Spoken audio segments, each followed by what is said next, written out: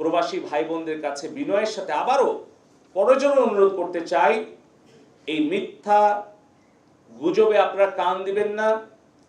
আমাদের দেশের সম্পদ, আমাদের সরকারের যত অবকাঠামো, এগুলো কিন্তু আপনাদের রেমিটেন্সের পয়সা, দেশের কৃষক, শ্রমিক, ব্যবসায়ী সকলের ট্যাক্সের পয়সা দিয়ে তৈরি।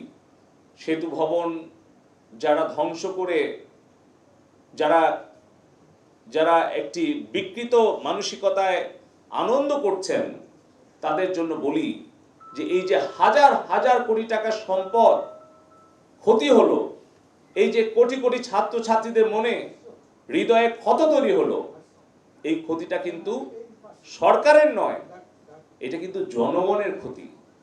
এই এলিভেটেড এক্সপ্রেসওয়ে, এই মেট্রো রেল, পদ্মা সেতু, ডেটা সেন্টার, বাংলাদেশের যত কিছু অবকাঠামো, তার ক্ষতি হলে এটা দেশেরই ক্ষতি হবে, জনগণেরই ক্ষতি হবে।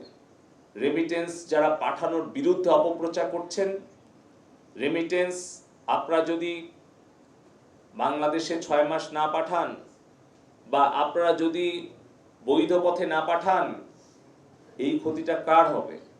এই ক্ষতিটা হবে আমাদের প্রবাসী ভাই বোনদের পরিবারের, আমাদের দেশের সামগ্রিক উন্নয়নের ক্ষতি হবে। তাই এই অপপ্রচারগুলো আমাদের প্রতিরোধ করার জন্য সবাইকে ঐক্যবদ্ধ হয়ে কাজ করতে হবে। আমি লক্ষ্য করছি যে অনেকেই অপপ্রচার করছেন যে রেমিটেন্স যদি আমরা 6 মাস বাংলাদেশে না পাঠাই তাহলে সরকার পতন হয়ে যাবে। একটাবার চিন্তা করেন যে নিজের ক্ষতি করে আরেকজনের ষড়যন্ত্রকে আপনারা সফল করবেন না।